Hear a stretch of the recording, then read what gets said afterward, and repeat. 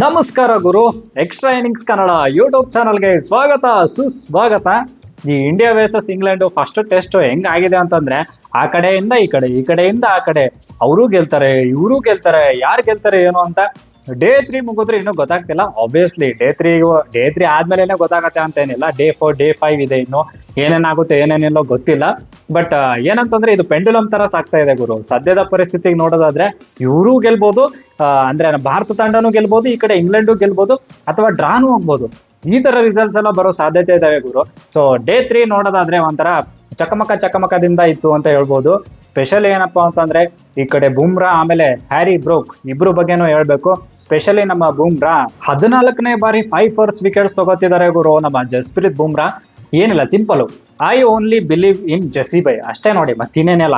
ಯಾಕಂತಂದ್ರೆ ಗುರು ವಿಕೆಟ್ಸ್ ಹೆಂಗಾದ್ರೂ ಮಾಡಿ ಏನು ವಿಕೆಟೇ ಹೋಗ್ತಾ ಇಲ್ಲ ಗುರು. ಯಾರಾದ್ರೂ ಇದೀರಾ ವಿಕೆಟ್ ತೆಗಿಯಕ್ಕೆ ಅಂತ ಕೇಳಿದ್ರೆ ನಮ್ ಜಸ್ಪ್ರೀತ್ ಬುಮ್ರಾ ನಮ್ಮ ಜೆಸ್ಸಿ ಬೈ ಅಂತ ಕೈ ಎತ್ ಬಿಡ್ತಾರೆ. ಹಿಂಗೆ KGF ಅಲ್ಲಿ ಹಿಂಗೆ ಕೈ ಎತ್ ಬಿಡ್ತಾನಲ್ಲ ಸಣ್ಣ ಹುಡುಗ, ಹಂಗೆ ಕೈ ಎತ್ ಬಿಡ್ತಾರೆ ಗುರು. ಆ ತರಪ್ಪ ಒಟ್ನಲ್ಲಿ ಅಂದ್ರೆ ಈ ವಿಕೆಟ್ ಹೋಗ್ತಾನೆ ಇಲ್ಲ ಗುರು ಅಂತಂದ್ರೆ ಆ ಟೈಮಲ್ಲಿ ಜುಬುಕ್ ಅಂತ ಬಂದ್ಬಿಟ್ಟು ಹೆಂಗೆಂಗೋ ಮಾಡಿ ವಿಕೆಟ್ ತೆಗಿತಾರೆ. ನಮ್ಮ ಜೆಸ್ಸಿ ಬೈ ಅಂತೂ 14th 5 ಫೋರ್ಸ್ ಅಂತಂದ್ರೆ ಏನ್ ಹೇಳೋದು ಗುರು. ಅದು ಸ್ಪೆಷಲಿ ಏಷ್ಯನ್ ಪ್ಲೇಯರ್ ಆಗ್ಬಿಟ್ಟು ಹೈಯೆಸ್ಟ್ ವಿಕೆಟ್ಸ್ ಅಂದ್ರೆ 150 ವಿಕೆಟ್ ಕಂಪ್ಲೀಟ್ ಮಾಡ್ತಾರೆ ಸೇನಾ ಅಲ್ಲಿ.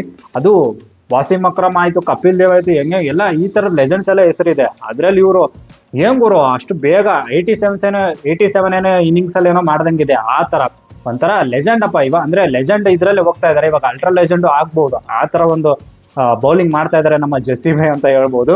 ಹೌದು ಮಹಾಪ್ರಭು, ಸಾಮಾನ್ಯ ಮಾನವನಿಂದ ಇದೆಲ್ಲ ಸಾಧ್ಯವೇ? ಇನ್ನು ಈ ಕಡೆ ಹ್ಯಾರಿ ಬ್ರೋಕ್ ಕ್ಯಾಚ್ ಎಲ್ಲ ಡ್ರಾಪ್ ಆಗ್ಬಿಡ್ತು ಗುರು. ಬಟ್ ಏನೇ ಹೇಳಿ 99 ಹೊಡಿಬೇಕಲ್ಲ, ಅದು ಬುಮ್ರಾಗೆಲ್ಲ ಬಂದ್ಬಿಟ್ಟು ಮುಂದೆ ಬಂದು ಜುಪ್ ಅಂತ ಒಂದು 4 ಎಲ್ಲ ಹೊಡೆದಿದ್ದ ವಯ್ಯ. So Harry broke 99 heart break ಆಗಿರುತ್ತೆ ಗುರು. ಇಂಗ್ಲೆಂಡ್ ಫ್ಯಾನ್ಸ್ಗಾಗ್ಲಿ ಆಮೇಲೆ ಹ್ಯಾರಿ ಬ್ರೋಕ್ಗಾಗ್ಲಿ ಇಂಗ್ಲೆಂಡ್ ಪ್ಲೇಯರ್ಸ್ಗಾಗ್ಲಿ. ಇನ್ನು ಡೇ ವೈಸ್ ಅಂದ್ರೆ ಡೇ 3 ಅಲ್ಲಿ ಸೆಷನ್ ವೈಸ್ ಏನೇನಾಯ್ತು ಗುರು ಅಂತ ನೋಡೋದಾದ್ರೆ ಫಸ್ಟ್ ಡೇ 3 ಸೆಷನ್ 1 ಏನಂದ್ರೆ ಆ ಸೆಷನ್ ಅಲ್ಲಿ 327 ಫಾರ್ 5 ಹೋಗುತ್ತೆ ಗುರು. ಅಂದ್ರೆ 2 ವಿಕೆಟ್ ಹೋಗುತ್ತೆ, 327 ರನ್ಸ್ ಹೊಡಿತಾರೆ. ಹತ್ತತ್ರ 118 ರನ್ ಹೊಡಿತಾರೆ. ಸೊ 118 ರನ್ ಹೊಡೆದು 2 ವಿಕೆಟ್ ಪತನ ಆಗುತ್ತೆ. ಆ 2 ವಿಕೆಟ್ ಯಾವ್ದು ಅಂದ್ರೆ ಒಂದು ಪೋಪ್, ಇನ್ನೊಂದು ಸ್ಟೋಕ್ಸ್. 225 ರನ್ ಆಗಿರುತ್ತೆ. ಸೊ ಈ ಕಡೆ ಪೋಪ್ ಔಟ್ ಆಗ್ತಾರೆ ಗುರು. ಅಂದ್ರೆ ಸೆಂಚುರಿ ಹೊಡೆದಿರ್ತಾನೆ ವಯ್ಯ. 106 ರನ್ ಅಷ್ಟೇ, ಅಂದ್ರೆ 6 ರನ್ ಅಷ್ಟೇ ಎಕ್ಸ್ಟ್ರಾ ಹೊಡೆದಂಗೆ. ಸೊ ನಮ್ಮ ಪ್ರಸಿದ್ಧ ಬಂದ್ಬಿಟ್ಟು ಬೊಸಕ್ ಅಂತ ಔಟ್ ಮಾಡ್ಬಿಡ್ತಾರೆ ಓಲಿ ಪಾಪ್ ಅವ್ರನ್ನ. ಇನ್ನು ನೆಕ್ಸ್ಟ್ ಈ ಕಡೆ ಸ್ಟೋಕ್ಸ್, ಕ್ಯಾಪ್ಟನ್ ಸ್ಟೋಕ್ಸ್ ಮತ್ತೆ ಹ್ಯಾರಿ ಬ್ರೋಕ್ ಇಬ್ರು ಕಡೆಯಿಂದ ಪಾರ್ಟ್ನರ್ಶಿಪ್ ಬರ್ತಾ ಇರುತ್ತೆ ಗುರು. 51 ಪಾರ್ಟ್ನರ್ಶಿಪ್ ಕೊಡ್ತಾರೆ, ಅಂದ್ರೆ 51 ಪಾರ್ಟ್ನರ್ಶಿಪ್ ಬರುತ್ತೆ ಇವರಿಬ್ಬರ ಮಧ್ಯೆ. ಸೊ 276 ರನ್ ಆಗಿರುತ್ತೆ. ಆ ಟೈಮಲ್ಲಿ ಸಡನ್ ಆಗಿ ನಮ್ಮ ಸಿರಾಜು DSP ಅವರು ಹೆಂಗೋ ಏನೋ ಗೊತ್ತಿಲ್ಲ ಆ ಟೈಮಲ್ಲಿ ಸಕ್ಕೋದಾಗ ಒಂದು ವಿಕೆಟ್ ತೆಗಿತಾರೆ, ಅದು Ben Stokes. So Ben Stokes out ಆಗ್ತಾರೆ ಗುರು. ಈ 300 ಆದಾಗ ಸಡನ್ ಆಗಿ ನಮ್ಮ ಜಡೇಜಾ ಅವರು ಒಂದು ಜಫಾ ಕ್ರಿಯೇಟ್ ಮಾಡ್ತಾರೆ. ಅದು ಹಿಂಗಂತಂದ್ರೆ ಎಡ್ಜ್ ಆಗುತ್ತೆ. ಇವರು ಯಾರು ಹ್ಯಾರಿ ಬ್ರೋಕ್ ಬ್ಯಾಟಿಂಗ್ ಮಾಡ್ಬೇಕಾದ್ರೆ ನಮ್ಮ ರಿಷಬ್ ಪಂತ್ ಅವರು ಗ್ಯಾಪ್ ಅಲ್ಲಿ ಹಿಡಿಯಕ್ಕಾಗಲ್ಲ. ಅದು ಸ್ವಲ್ಪ 50-50 ಅಂತಾನೆ ಹೇಳ್ಬೋದು. ಫುಲ್ ಟಫ್ ಚಾನ್ಸ್ ಅಂತಾನೆ. ಬಟ್ ಅಟ್ಲೀಸ್ಟ್ ಅದು ಅಂದ್ರೆ ಸ್ವಲ್ಪ ಹೆಂಗೋ ಮಾಡಿ ಹಿಡಿಬೇಕಾಗಿತ್ತು. ಆಫ್ ಚಾನ್ಸ್ ಇರೋದನ್ನ ಫುಲ್ ಕ್ರಿಯೇಟ್ ಮಾಡ್ಕೊಂಡು ಹಿಡಿಬೇಕಾಗಿತ್ತು. ಬಟ್ ಅಲ್ಲಿ ಒಂದು ಚಾನ್ಸ್ ಮಿಸ್ ಆಗುತ್ತೆ. ಇನ್ನು ಸೆಕೆಂಡ್ ಸೆಷನ್ ಅಲ್ಲಿ ಬರೋದಾದ್ರೆ ಗುರು ಹೆಂಗಂತಂದ್ರೆ ಈ ಕಡೆ ಜೇಮಿ ಸ್ಮಿತ್ ಮತ್ತೆ ಹ್ಯಾರಿ ಬ್ರೋಕ್ ಇಬ್ರು ಸಖತ್ತಾಗಿ ಆಡ್ತಾ ಇರ್ತಾರೆ. ಒಂದ್ 70 ರನ್ ಏನೋ ಪಾರ್ಟ್ನರ್ಶಿಪ್ ಬಂದಿರುತ್ತೆ. ಸೊ 348 349 ಆ ಟೈಮಲ್ಲಿ ಗ್ಯಾಪ್ ಅಲ್ಲಿ ಜೇಮಿ ಸ್ಮಿತ್ ನ ಔಟ್ ಮಾಡ್ಬಿಡ್ತಾರೆ ನಮ್ಮ ಪ್ರಸಿದ್ಧಣ್ಣ. ಅದು ಕ್ಯಾಚ್ ಅಂತೂ ಸೈಕ್ ಆಗಿ ಹಿಡಿತಾರೆ. ಜಡ್ಡು ಮತ್ತೆ ಈ ಕಡೆ ಸಾಯಿ ಸುದರ್ಶನ್ ಇಬ್ರು ಕಾಂಬಿನೇಷನ್ ಅಲ್ಲಿ ಒಂದು ಸಖತ್ ಕ್ಯಾಚ್ ಹಿಡಿತಾರೆ ಗುರು, ಇಬ್ರು ಸೇರ್ಬಿಟ್ಟು ಡೀಪ್ ಮಿಡ್ ವಿಕೆಟ್ ಅಲ್ಲಿ.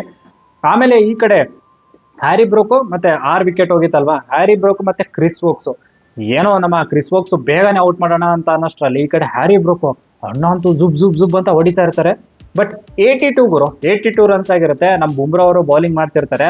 ಸಡನ್ ಆಗಿ ಹ್ಯಾರಿ ಬ್ರೋಕ್ ಹಿಂಗ್ ಬುಸಕ್ ಅಂತ ಹೊಡೆಯಕ್ ಹೋಗ್ತಾರೆ. ಕ್ಯಾಚು ಗುರು ಈ ಕಡೆ ನಮ್ಮ ಜೈಸ್ವಾಲ್ ಮತ್ತೆ ಡ್ರಾಪ್ ಕ್ಯಾಚ್.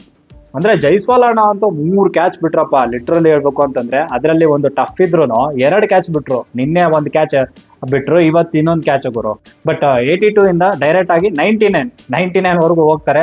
ಸಡನ್ ಆಗಿ ಸಟ್ಪಟ್ ಡುಡುಮ್ ಅಂತ 6-4 ಎಲ್ಲ ಹೊಡಿತಾ ಇರ್ತಾರೆ. ಬಟ್ 99 ಆಗಿರುತ್ತೆ ಗುರು. ಆ ಟೈಮಲ್ಲಿ ನಮ್ಮ ಪ್ರಸಿದ್ಧ ಅಣ್ಣ ಅಂತೂ ರಾಜಕೀಯ ಬಿಟ್ಟು ಹೆಂಗೋ ಬೌಲಿಂಗ್ ಮಾಡ್ತಾ ಇರ್ತಾರೆ. ಅಂದ್ರೆ ಬೌನ್ಸರ್ ಹಾಕಿನೇ ಕಾಟ ಕೊಡೋಣ ಅಂತ.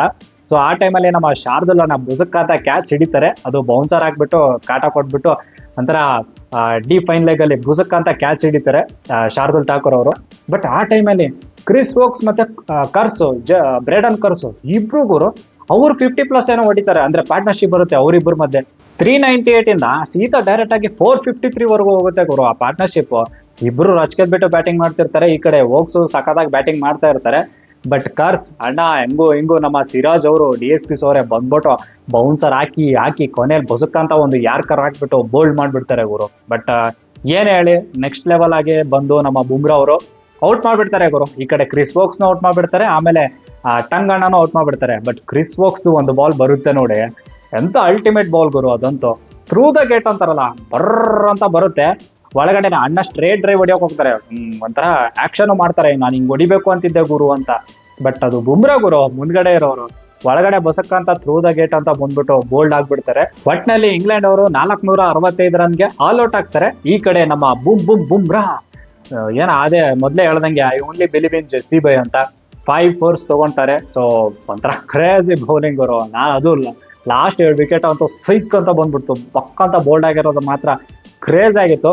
ಕ್ಯಾಚ್ ಏನಾದ್ರು ಹಿಡ್ದಿದ್ರೆ ಅಟ್ಲೀಸ್ಟ್ ಒಂದು 3 ಕ್ಯಾಚ್ ಬಿಟ್ರು ಇವರು ಒಂದು ಬೌಲಿಂಗ್ ಅಲ್ಲೇ. ಸೊ ಕ್ಯಾಚ್ ಬಿಟ್ರು, ನೋ ಬಾಲ್ ಬೇರೆ, ಇದೆಲ್ಲ ಏನಾದ್ರೂ ಆಗಿರ್ಲಿಲ್ಲ ಅಂತಿದ್ರೆ ಬೇಗನೆ ಆಲ್ ಔಟ್ ಆಗಿರೋರೇನ ನಮ್ಮ ಬುಮ್ರಾ ಅವರು 8 ವಿಕೆಟ್ ಏನೋ ತೆಗ್ದಿರೋರೇನ. ಈ 6 ರನ್ಗಳ ಲೀಡ್ ನೊಂದಿಗೆ ನಾವು ಅಂದ್ರೆ ಥರ್ಡ್ ಸೆಷನ್ ಸ್ಟಾರ್ಟ್ ಮಾಡ್ತೀವಿ ಗುರು ಬ್ಯಾಟಿಂಗು. ಇಲ್ಲಿ ನಮ್ಮ ಮೊದ್ಲೇ ನಮ್ಮ ಅಣ್ಣ ಜೈಸ್ವಾಲ್ ಅಣ್ಣ ಅಂತೂ ತಲೆಯಲ್ಲಿ ಓಡ್ತಾ ಇರುತ್ತೆ, 3 ಕ್ಯಾಚ್ ಬಿಟ್ಟಿದ್ದೀನಿ ಗುರು, ಇನ್ನೇನ್ 300 ರನ್ ಹೊಡಿಬೇಕಾ, ಹೆಂಗೆ ಏನ್ ಕತೆ ಅನ್ನೋ ಆ ತರ ಆಗಿರುತ್ತೆ. ಸೊ ಅದೇ ಒಂದು ಥಾಟ್ ಅಲ್ಲಿ ಇದ್ರು ಏನೋ ಗೊತ್ತಿಲ್ಲ, ಸಡನ್ ಆಗಿ ಬ್ರೇಡನ್ ಕರ್ಸ್ಗೆ ಔಟ್ ಆಗ್ಬಿಡ್ತಾರೆ ಗುರು ಜೈಸ್ವಾಲ್ ಅವರು. ಫಸ್ಟ್ ಮ್ಯಾಚ್ ಅಲ್ಲಿ 100 ಹೊಡೆದವರು ಸೆಕೆಂಡ್ ಮ್ಯಾಚ್ ಅಲ್ಲಿ 4 ರನ್ ಹೊಡೆದ್ಬಿಟ್ಟು ಔಟ್ ಆಗ್ತಾರೆ. 16 ರನ್ ಆಗಿರುತ್ತೆ, ಮೊದಲನೇ ವಿಕೆಟ್ ಪತನ ಆಗ್ಬಿಡುತ್ತೆ. ಬಟ್ ಈ ಕಡೆ ನಮ್ಮ ಸಾಯಿ ಅಣ್ಣ ಬರ್ತಾರೆ, ಸಾಯಿ ಮತ್ತೆ KL ರಾಹುಲ್ ಸಖತ್ತಾಗಿ ಬ್ಯಾಟಿಂಗ್ ಮಾಡ್ತಾ ಇರ್ತಾರೆ. ಬಟ್ ನಮ್ಮ ಸಾಯಿ ಅಣ್ಣ 69 ಏನೋ ಆಗಿರುತ್ತೆ ಗುರು, ಆ ಟೈಮಲ್ಲಿ ಡ್ರಾಪ್ ಕ್ಯಾಚ್ ಆಗಿ ಬರುತ್ತೆ, ಅಂದ್ರೆ ಬೆಂಡ್ ಎಕೆಟ್ ಬ್ಯಾಕ್ ಪ್ಯಾಟ್ ಪಾಯಿಂಟ್ ಅಲ್ಲಿ 24 ಡ್ರಾಪ್ ಆಗುತ್ತೆ 24 ರನ್ಸ್ ಇರ್ಬೇಕಾದ್ರೆ. ಬಟ್ ಸಡನ್ ಆಗಿ ಗುರು 30 ರನ್ ಹೊಡೆದಿರ್ತಾರೆ ಆ ಟೈಮಲ್ಲಿ. ಈ ಕಡೆ ನಮ್ಮ ಬೆನ್ ಸ್ಟೋಕ್ಸ್ ಅವರು ಅಣ್ಣ ಅಂತೂ ಬಂದ್ಬಿಟ್ಟು ಹೆಂಗೋ ಮಾಡಿ ಟ್ರ್ಯಾಪ್ ಮಾಡಿ ಗುರು ಔಟ್ ಮಾಡ್ಬಿಡ್ತಾರೆ. ಈ ಕಡೆ ಯಾರೋ ಸಾಯಿ ಸುದರ್ಶನ್ ಅಣ್ಣನ 30 ರನ್ಗೆ ಔಟ್ ಆಗ್ತಾರೆ. ಸೊ ಆ ಟೈಮಲ್ಲಿ ಹೆಂಗಂತಂದ್ರೆ ಈ ಕಡೆ ಗಿಲ್ ಆಮೇಲೆ ರಾಹುಲ್ ಅಣ್ಣ.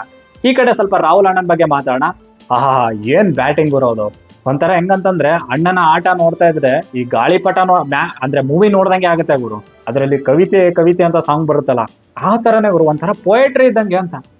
ಆ ಕವಿತೆ ಬರಿಬೇಕಾದ್ರೆ ಹೆಂಗೆ ಸ್ವಾದಿಸ್ತಾರೆ ನೋಡಿ, ಹಂಗೆ ನಾವು ಈ ರಾಹುಲ್ ಅಣ್ಣನ ಬ್ಯಾಟಿಂಗ್ ನೋಡಿ ಸ್ವಾದಿಸ್ತೀವಿ ಅಂತ. ಅಂದ್ರೆ ಏನ್ ಗುರು ಬ್ಯಾಟಿಂಗ್ ಅನ್ನೋ ತರ. ಆ cover drive, on drive, square drive, ಅಬ್ಬಬ್ಬ ಎಂತ ಬ್ಯಾಟಿಂಗ್ ಗುರು ರಾಹುಲ್ ಅಣ್ಣನ ಕಡೆಯಿಂದ. ಅಂದ್ರೆ ಹೊಡೆದಿರೋದೇನೋ ಗುರು ಇನ್ನು ಆ ಲೆವೆಲ್ಗೆ ಹೊಡೆದಿಲ್ಲ, ಓಕೆ ಫೈನ್. ಬಟ್ 47 ರನ್ಸ್ ಹೊಡಿತಾರೆ ನೋಡಿ, ಅದ್ರಲ್ಲಿ ಎಷ್ಟು ಫ್ಲೂಯೆಂಟ್ ಆಗಿ ಕಂಡ್ರು, ಯಾವ ಲೆವೆಲ್ಗೆ ಬ್ಯಾಟಿಂಗ್ ಮಾಡಿದ್ರು ಅಂತ. ಸಕ್ಕತ್ತಾಗಿ ಬ್ಯಾಟಿಂಗ್ ಮಾಡಿದ್ದಾರೆ. ಸೊ 47, ಈ ಕಡೆ ಗಿಲ್ ಬೇರೆ, ಅಂದ್ರೆ ರಾಹುಲ್ ಅಣ್ಣ 47 ಹೊಡೆದು, ಈ ಕಡೆ ಗಿಲ್ ಬೇರೆ, ಇಬ್ರು ಅಂದ್ರೆ ನಾಟ್ ಔಟ್ ಇದ್ದಾರೆ ಗುರು. 90 ರನ್ಸ್ ಹೊಡಿತಾರೆ ಈ ಥರ್ಡ್ ಸೆಷನ್ ಅಲ್ಲಿ. 90 ರನ್ಗೆ 2 ವಿಕೆಟ್, 96 ರನ್ ಇದೆ ಇವಾಗ. ಅಂದ್ರೆ ಇನ್ನು 96 ರನ್ ಲೀಡ್ ಬೈತು, 96 ರನ್ಸ್ ಅಂತ ಇಂಡಿಯಾದವರು.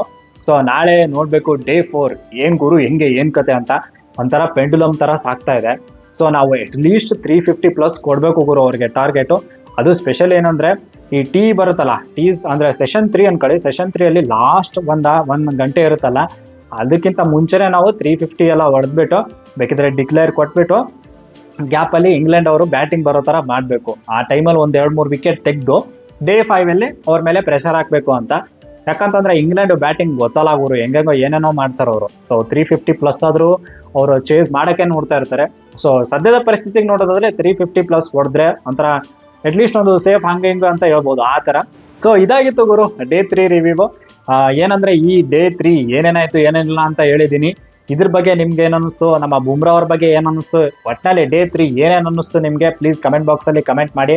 ಅಂಡ್ ಫೀಲ್ಡಿಂಗ್ ಅಂತೂ ಗೊತ್ತಿರೋದೆ ಹೆಂಗ್ ಮಾಡಿದ್ರು ಅಂತ. ಸೊ ಅದ್ರ ಬಗ್ಗೆ ಏನಾದ್ರು ಸ್ವಲ್ಪ ಇದ್ರೆ ಪ್ಲೀಸ್ ಕಮೆಂಟ್ ಬಾಕ್ಸ್ ಅಲ್ಲಿ ಕಮೆಂಟ್ ಮಾಡಿ. ಅಂಡ್ ಈ ವಿಡಿಯೋ ನಿಮ್ಗೆ ಇಷ್ಟ ಆದ್ರೆ ಪ್ಲೀಸ್ ಲೈಕು, ಶೇರು, ಸಬ್ಸ್ಕ್ರೈಬ್ ಮಾಡೋದು ಮಾತ್ರ ಮರಿಬೇಡಿ ಅಂತ ಹೇಳ್ತಾ that's it for the day. Bye, ಜೈ ಕರ್ನಾಟಕ. ಮತ್ತೆ ಭೇಟಿಯಾಗೋಣ. ನಮಸ್ಕಾರ.